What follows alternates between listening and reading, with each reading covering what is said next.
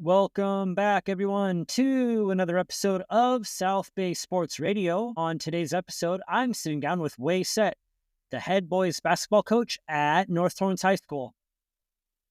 Wai was born in Singapore and raised in the San Gabriel Valley. He played his high school basketball at Alhambra High. Wai took over the Saxon program in 2021, having to deal with COVID protocols amid learning about the program.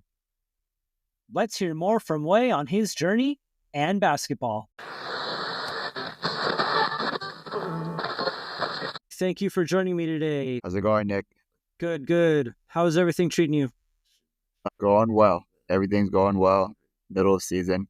Got a game tonight, so we'll see. We'll see how I feel after that. There you go, one game at a time. All right, let us begin. First things first, I want to know how you fell in love with basketball. Naturally, I guess nobody. I was a son of I'm an immigrant myself. I came over around age of 5, just on the playgrounds. My brother was into it. I was into it. That's where I learned my competitive spirit. Just looking forward to that recess and lunch every day, and that's where I initially fell in love with it. And then growing up in LA, becoming a Laker fan, watching Kobe at his best when I was young, that drove a lot of the passion and how he approached things and my love for the game. And yeah, it started there. Having seen Kobe's entire career, what are some of your fondest memories about him in purple and gold? The stretch, I was really young for the Shaq era, but the redemption stretch he had, the second three-peat, the two-peat, so he went to the finals 3 times, so the ones with Paul, how some of those performances were just like, you had to watch it live to understand just, what it felt like watching him perform, So those games, and then I got a Christmas gift for his last season, and I don't know if you remember, but his last season, he was playing some games, playing some not, wasn't really playing a lot of the home games, hadn't played, and I got a gift, and I've never seen him play in person before. So we got pretty good seats, and walked through the door. First thing I asked is he playing tonight? And the guy at the door was like, he showed up 2 hours ago, looks like he's going to give it a go. And that's the game I think they beat Golden State by like 20-something, and he had a good night. So that's probably my fondest memory during his time. Definitely one of my favorite players. You graduate from Alhambra High in 2013. Now, what would best describe your prep career as a student athlete? Average to below average student, same as a basketball player. I was a very, very good role player. Knew my job. I ended up playing varsity for 3 years. Just did my part. Wasn't anything outstanding. Just loved the game. And leading up to high school, I never really got to play as much. Parents being immigrants, didn't know a whole lot. Didn't have the resources and anything. I tell the story all the time. I had to sneak out of my house a few times just to play basketball down the street. So going into high school, I really knew nothing. Found my way to fight, compete, carve out a role, and had an okay career as a role player. After you graduate high school, you attend Cal Poly Pomona and earn an engineering degree before getting your master's in education at Loyola Marymount. What drew you to pursue an engineering degree initially, and what made you want to go into education? So that's tricky because I went to Cal Poly Pomona right away as an undeclared major at first. Didn't know what I wanted to do. Had no idea my path forward. But the influence being an Asian American, son of immigrants, being an immigrant myself, there's that pressure to do something either prestigious, high income, doctor, engineer, that type of deal. And I was like, no way I'm going to be a doctor. And my grades after my first 2 semesters were just good enough to transfer into the engineering program, and kind of went with it. Enjoyed myself, enjoyed some of the content, but kind of always knew this isn't quite for me. And out of graduating and finishing my degree, I was looking for a job, and a former coach, athletic director by the name of Chris Morrison over at St. Pius, he was the athletic director at the time. He's over at Hope International now, said, hey, look, we're a small private Catholic school. They could be looking for some teaching jobs. We're always looking for math teachers. You have an engineering background. Why don't you come teach summer school for us? And then that led to me teaching summer school. That led to them offering me a full-time job as a math teacher, which led to me being on staff with Coach Dante Archie over there at St. Pius. And then from there, the path forward was kind of, how do I become a teacher full-time? and getting that degree. It was a joint credential and master's degree program at LMU. So yeah, that's my full collegiate background. You got your first coaching opportunity in 2014, coaching Parks and Rec before joining the Alhambra staff, 15. What would best describe your coaching journey before you took over at North High? I started out coaching at a Monterey Parks and Rec. Kids that didn't make the high school team, kids that were still in 8th grade. It's funny, you do like a little 1-day, 2-day camp with everybody and you get to draft your players. Apparently I'm not cut out to be a GM either because we didn't do all that well. But, that was my first experience. My buddy asked me to do it. They were short on coaches. He'd done it for a while. I went and did it, really enjoyed myself, enjoyed watching the kids get better. And then the assistant coach while I was at Alhambra ended up taking over as the head coach at Alhambra. He's still there right now, Brian Gonzalez, and he needed help. And it started out with me just helping a little bit while I was still going to school as an assistant varsity coach, to him offering me the year after full-time JV head coaching position. That kind of, every step kind of grew a little bit at a time leading up to, I spent one season as a freshman assistant at Chino Hills too, my last year of college, and that kind of led up to me that part where I ended up at St. Pius and being an assistant coach on Dante Zarici's staff. I asked you to name a memorable game you've been a part of, and you named the 2019-20 CIF Division 4A title game that pitted St. Pius Matthias against Oakwood when you were an assistant on that staff. What still stands out to you about that game and that season? That was a really fun year because I had never been a part of something like that. That was, I think, Dante's second year there, and he took over a situation where it wasn't great. Didn't have a whole lot. The year before, I think they won 6 or 7 games, and we went out and we started out like 1-3 or something like that, 1-4 or something like that. Ended up winning 29 games that year. And that game was kind of just the culmination of the turnaround. And to cap it off with that, just the joy that was felt all around. From it was the school's first CIF title. It was Dante's first title as a head coach. It was my first time being a part of a CIF title. And it just kind of was, the feeling was just, you can't describe it the first time, and you don't really know what to expect. And being a part of it, seeing the kids, the work pay off. And I think the kids said, in the fall when we were doing all this running, all the losing, and didn't know if they wanted to stick around and stay. And, now they're champions. That kind of, it validated all of our work, So that was a really, really fun game to be a part of. After that season, you began at North Torrance. What were some of your goals when you took over the Saxon program? The goal at that time, and it's funny, I didn't even think about being a head coach. It was in the middle of COVID. Everything had shut down.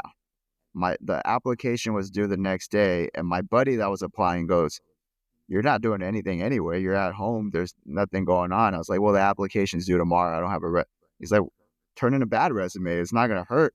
So I made a resume real quick, turned it in. It ended up getting the job. But the goal at that time when I first joined on was to just make sure we have a season. At that time, thinking, I wasn't thinking 2 years ahead, 3 years ahead. I had no idea what I was doing. Half the time it was figuring out COVID protocols. Half the time was figuring out COVID testing, reporting the testing. Half the time was figuring out what we can and can't do, whether we were going to have a game. And that season lasted about 4 weeks. And the first 2 months of practice, we didn't touch a basketball. We're just on the grass. And it was like, I know these kids now. I have no idea whether they can play basketball or not. So after that season had ended, it was a lot of, analyzing the situation here and what needed to be done to turn the program in the correct direction, because including my first year there, the school had experienced 3 pretty, unsuccessful years. The first initial goal was just to get the right kids, get the right people, and change the mindset of the place. And luckily, we had a really good freshman class that first year that we moved up to varsity, had a few kids leave. And rightfully so, they, new coach, whatever they had to do to, whatever they needed to do for themselves, I was good with. But changing the mindset of a place from, a lot of people were telling me, I hope we win an X amount of games this year. I hope we place top 4 or have a chance to make playoffs. I hope we beat all the Torrance schools at least once. Maybe not West, because West is always really good. And those are the things I was hearing. Like that was the expectation. The bar was real low. So it's how do we change the mindset of a place to think, winning? And that was the challenge. And luckily, we brought in a winner in Coach Edison, who helped change that mindset for us as well and build that confidence for those young guys. And the second year, he wasn't there yet, but we made the steps in the right direction. We had a little bit of momentum, got shut down by COVID for 21 days. And again, that second season, I was like, all right, how do we get past COVID and just finish out this year? That third year, we ended up, all those kids that moved up, plus we had help with a few kids coming in. But that third year it really changed around because the kids were expecting to win. It wasn't a matter of, let's just have a season, let's just get by, let's just win an X amount of games. They were expecting to win, and they were disappointed when we didn't win. And that kind of changed everything for us in that sense. And we had 2 really good years, and this year we're young again and trying to, the mindset's still there, but trying to keep it reinforced with the young guys. And that's been my journey at North so far. We'll get back to this season later, but you win 7 games in your first year and then back-to-back 20-win seasons. How would you describe that first season to get to the program to achieve what it did the next 2 years? It was just a lot of laying the groundwork for a work ethic, practicing year round, and practicing year round doesn't look the same all year, but investing in both the weight room, the track, spring workouts, summer workouts, all that, also while holding them accountable in the classroom. And luckily I got on campus, so I'm a 6-period teacher now, or a full-time teacher, and I get them 6-period. I see all their stuff. And it was just the consistency and the relentlessness of everything all the time. And then winning a few games helped. Winning a few games brought that belief, brought that confidence. And from there, it's really nothing I did personally. It's nothing we did. We put them in a position to be successful, but we had the right guys. And I'm not talking about talent or anything. We had a lot of great talent, but it was the right guys that were competitive, that wanted to win. We had a point guard that was friends with everybody off campus and off the court, but came into practice. He was a handful to deal with because he just went after everybody. So it's having those right guys that project your message onto the court and do the things we asked them to do. That's what changed it around, really. I asked you to name some of your mentors, and you name Coach Azam, who spent years at Westchester, as well as Brian Gonzalez. What are some invaluable things you've learned from those two? I left out one name by accident, Dante Archie as well. I learned a lot in my year with them, and still to this day we talk really often. At Alhambra, going in as not even a coach, just an 18, 19-year-old, my ego and maturity was not in the right direction. I was in it because I loved basketball. That's not why you're supposed to be in coaching, It's not why you're supposed to be in coaching at all. And he helped through a lot of ups and downs. He helped me mature in a lot of ways. He helped me find the right reason in a lot of ways. Most of it through modeling it himself, and a lot of times through our conversations and everything that's gone. But we're still friends to this day. We still hang out to this day. And he was an assistant coach while I was there. But he's the perfect example of selflessness in the profession. Doesn't do it for himself, doesn't do it for the notoriety, doesn't do it.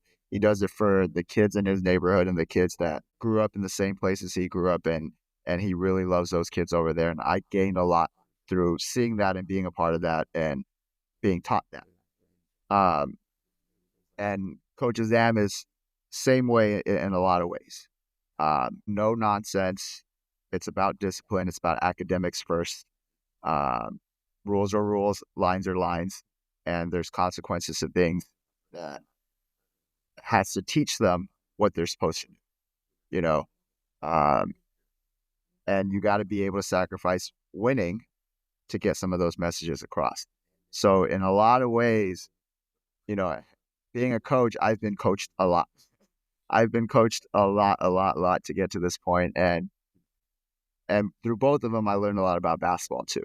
Like especially Coach Zam and Coach Dante Archie, just two different styles, but a lot of the mentality that goes into winning basketball games, a lot of the little details that go into winning basketball games, I've learned a lot through them. So this interview, your team is 13-11 with 4 games remaining on the schedule. How would you describe this season to someone that only sees your win-loss record? It would say, I wish you saw us in the spring and summer. Where we've gotten from the beginning to where we are now, I'm really proud of the group we had. 20 wins and the league titles and all that was really nice and really great. But I've had a lot of fun with this year's group. A lot of frustrations, but a lot of fun with this year's group because their growth has been tangible in a lot of ways. You can see it. You can see the work paying off. The kids are great. We started out, we had a lot of ups and downs, and I think we dropped a few games we shouldn't have. We had one kid clear after the sit-out period. He helped a lot after the fact. But we are a competitive bunch in terms of, it doesn't matter how good you are, really. If you're playing us, it's not a night off by any means. In the same regard, because of the youth and a lot of the challenges, it doesn't matter if you're not as great of a team either. It's still not going to be a night off. We're still going to have to compete and play. But this year's group's grown a lot. And for those that are not familiar with the Pioneer League, doesn't matter your talent, doesn't matter your record coming into the league, doesn't matter how good you've been. It's a dogfight every night. It's a coin toss on who can win and who's going to make plays down the stretch. So this year's group's on the way, and we're working really hard. We want to get to the playoffs just to kind of validate this team's work, but we've been very proud of them. That will wrap up our serious part of the interview. We will move on to rapid fire. Here we go. Favorite all-time NBA players aside from Kobe Bryant? Oh, man, that's my one.